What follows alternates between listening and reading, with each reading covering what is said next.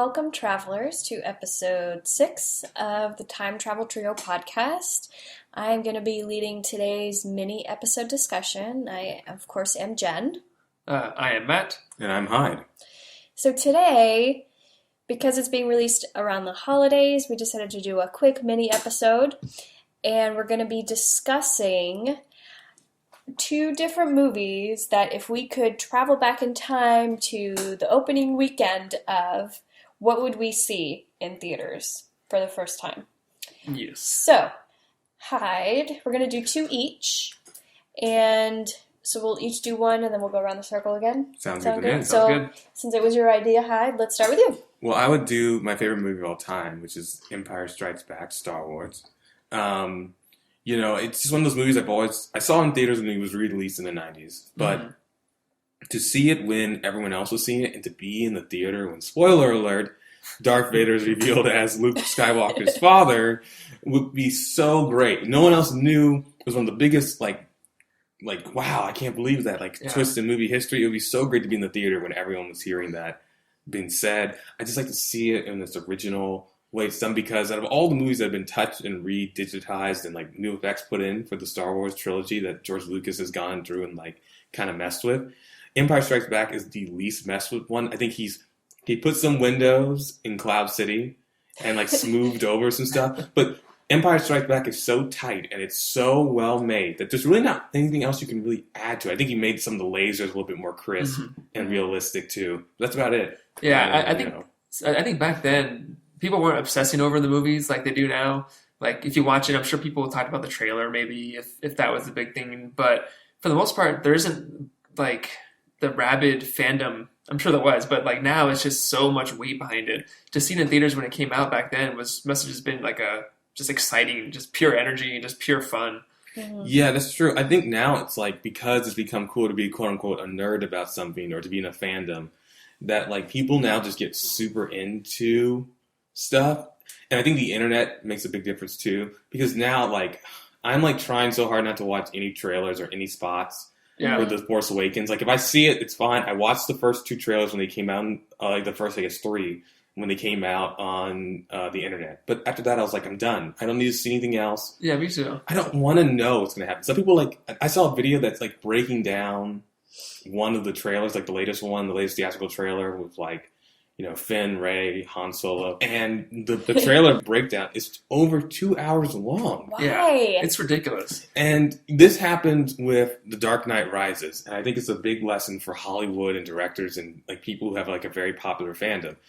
When The Dark Knight Rises came out, because it was coming off the heels of The Dark Knight, everyone was, there was fan fiction, essays, videos where people would take one image, one story note about what was happening with the new Dark Knight Rises movie, and they would make elaborate predictions about what would happen in Dark Knight Rises. So when The Dark Knight Rises came out, and people saw that some of their predictions hadn't come true, they freaked out. They didn't know how to take it. They were upset with Christopher Nolan. And I'm worried the same thing's going to happen to the Star Wars The Force Awakens, because people just can't go and see a movie. They have to try to figure it out. I think what the next one has in its favor is that no one knows the story. It's so kept tight that I'm sure people have some spoilers maybe, but I've avoided all of them too, but I'm sure it's also kept under wraps. So I think hopefully that this movie is good. But JJ's done a good job of keeping it cool. So it'd be nice to go back to the 80s when it wasn't so crazy and everyone just liked Star Wars because it was a really cool movie, and you could just go and just enjoy it. Yeah, I agree. That's a good one.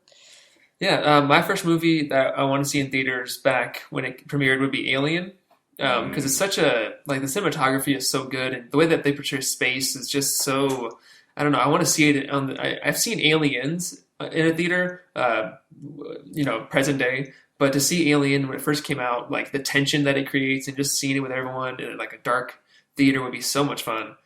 Yeah, that's a good one. That's a good one. Because I've seen the documentary for Alien. The lines are going around the block to see this movie. Wow.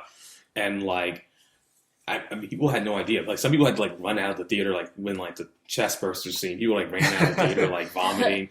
My dad, when he went to go see it opening weekend, and he said that there was somebody who was just couldn't take the tension. And in the middle of the movie, where it's like they don't know where the alien is. Mhm. One guy just screamed in the movie theater, like, just come out already. That's funny. Like, just come. He like, just couldn't That's take funny. it. Yeah, it would be so much fun to experience that too. Because I mean, nowadays, if you're watching it at home, you kind of like you feel it, but just to actually be in a theater where no one really knows what's going to happen, just take a fresh look at it. I think it'd be fun to do. That's a good one. Yeah. My first movie, of course, would be Mary Poppins. Ooh, that's a great Duh. Of course. In 1964, I was obviously not alive because I'm in my 20s. But I, other than seeing it recreated in Saving Mr. Banks, but Mary Poppins is my favorite movie of all time. And I would love to just be able to, to just be able to experience that. Actually, tonight, as we're recording this, there is a special on ABC that they're like showing it, and Dick Van Dyke is hosting. So like it's still relevant today, but I don't think I've ever been able to see that movie in theaters, and I would really love to feel that magic on such a huge screen. So maybe someday when I'm rich and wealthy that I can, buy a giant movie theater size screen and project it at my home. You would blow their minds because opening night, you would know every word to every song. Oh my god, I wouldn't Oh be my able to God. handle it, right? Right. People would freak out. Like, how do you know every I would single be- word? Hung for being a witch. Yeah, exactly. In 1964. Right, she's a witch. We haven't had a hanging for a witch in a long time. It's been about 100 years. I Yeah. don't care. How does she know? Did you work on the movie? I don't Yeah, understand. the only way you would know that information, yeah. Yeah, that's true. That's funny. I just, it gets me. That movie. It's magic. You'd be like crying in theaters, just like It is tears of joy, literally, though, ugly tears of joy. for me, and for a lot of people, actually, I think it is 100% on Rotten Tomatoes. It is a perfect movie. It was a really great movie. So- I think that's a great choice because that would be a really fun movie to see. Yeah. Mhm. What about you? What's your My second? second choice is Blade Runner. It was a movie that was kind of overlooked when it first came out. So it's less about being in the audience. I've just never seen Blade Runner on the big screen. I would love to see it then. It's cool. I'd love to think that I could go out and start running over to people and be like, go see Blade Runner. Like, start shaking them and stuff. Yeah. Blade Runner would just be, on a screen like that. It's just meant to be seen on the big screen. Like, I've seen it on TV and on video many times, and it's great. But I always feel like I'm not getting the full experience. Mhm. So I would love to see it. Actually, that might be a good movie. Robbie, who's my roommate, and I, we have a projector in our apartment, Oh. and he has a surround sound system. So maybe this is a time to like watch Blade Runner, because I don't know if he's ever seen it. Actually, my roommate, and watch We it should on the watch projector. it. Have a movie night and invite us. You're Yeah, right. And everyone I've never who's seen it either. listening. So. Oh, you've never seen Blade No, Runner? Oh, let's do it. wow. Yeah. Blade Runner was the first rated R movie I ever saw because Nice. my dad has a VHS of it. So one day I was sick home Yep. from school and I watched Blade Runner. Yeah. Nice. And it blew my mind. Yeah, for me it was Backdraft. That was- Backdraft? That was the first time I remember. Yeah. My first R-rated movie was The Matrix, which I'm very, very, very proud of. That's a So, good. that's All very interesting. All very different. Yeah. R-rated films. Backdraft is like, I mean, that's a firefighter movie. Kurt Russell, right? Yeah, a lot of fire, death. Yeah. I mean, that's a very violent R-rated film in many ways. I mean, Blade Runner is violent, but not like in the sense of like he would mean burned alive. Yeah, that was like real violence. That's like this could happen. Right. Like oh, you could just be sitting there and a backdraft comes and Yeah. engulfs you. Yeah. Yeah, I watched The Matrix because my brother, shout out to Kevin, if you're listening, he was obsessed. So, Makes sense. Yeah, he's a few years older than me. So, Yeah. Matt, what's your second movie? My second favorite movie or second movie to see in theaters would be Clue in the 1980s with Tim Curry and all that stuff. That movie is just so much fun. I want to see it with people in that scenario, but also what they did in theaters was they had a different ending for a different theater. Now when you see it on DVD and Blu-ray and stuff, they put them all together, so it's like one after the other. But when they released it in theaters, it was a different ending in the theater you're in. So like what you saw was different from the person that saw it, that your friend might have seen. So to have a different ending, to talk about it, to actually experience that would be a lot of fun. Yeah, I agree. That's a fun movie. That's a great idea. Yeah. I love me some Martin Mull, that's for sure. Oh, yeah. Okay, and my last movie is The Wizard of Oz. That would be yeah. wonderful. I would love to be able to feel the reaction of people seeing it for the first time with when she goes to Oz and the color comes out. Mhm.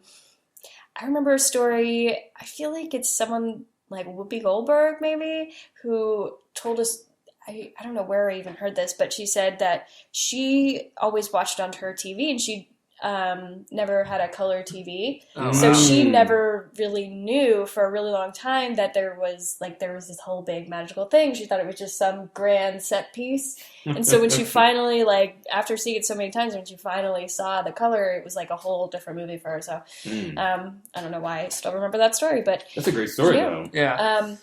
I that have a would bonus be movie actually. rad. The movie, one of the first movies where the train was coming at the audience and everyone freaked out and left the Oh, theaters. that'd be great. I would love to see that and just laugh at everyone. On that same note, because that would be fantastic. That's actually a really great idea. I would do the Thing from Another World, which is the precursor, like the first one they did for The Thing in 1980 with John Carpenter, but they had another one, Thing from Another World. And apparently the movie was so scary that people were hiding behind their seats. Oh, wow. And I've seen the movie now, and it actually, for especially a movie of that time, it actually is pretty unsettling. Yeah. There's one scene in particular where the monster comes into the room, and it actually is a little jarring. And so it would be very interesting to see that with an audience. I'm like sitting there just like watching, like, yeah, and like everyone else is like freaking and screaming and everything. Yeah. That'd Yeah. be kind of interesting. That would be a fun experience. Yeah, and so I guess one more time travel question. If you guys wanted to be part of any historical event, Ooh. what would you like to experience? Would in the there be past? consequences of being there, or you would just be able to be No. I think you just be there to experience it happening. there? Ooh. Do you have one? I mean, it's kind of morbid, I guess, but I want to see, because I know in the Civil War, people would watch the wars. Like, they'd be on hills watching the battles. Mm. And I think it'd just be interesting to, like, see it as it was happening. Obviously, it's really morbid and people died, and it's not something to laugh about, but just to kind of be in that different time period and, like, in that mindset, it's a whole different, like, culture, and it's our country, so it'd be interesting Right. to see, like, that historical event. Just that happened like everyone else would. I think they made like picnics and they would watch it, which nowadays it feels so outlandish, but I mean that's what they did. Right. No, It'd be it's interesting. true. I know that would be very interesting. Yeah.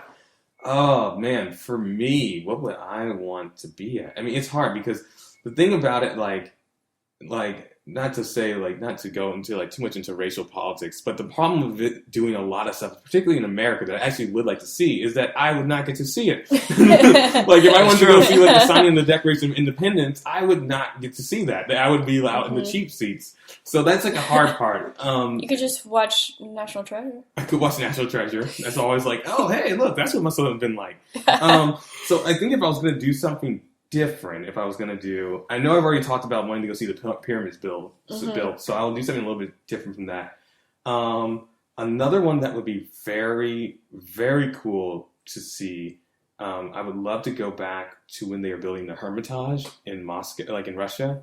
I'd like to see whenever they had just when they were right about to finish it, whenever the grand opening was with Catherine the Great and all those people, building this art collection. I would like to be one of the first people who got to sneak in there and just see the art exhibit. That would be very cool because even at the time it was considered the most impressive art museum. So it'd be cool to be there. I think that's what I would choose. I'm not sure, it might change, but right now that's what would be cool to do. I don't know if I have one. I'm not a huge history buff, so there's not that's a fascinating event to me that I would love to go and witness. I don't know. I mean, I guess American history is cool, but I would rather see I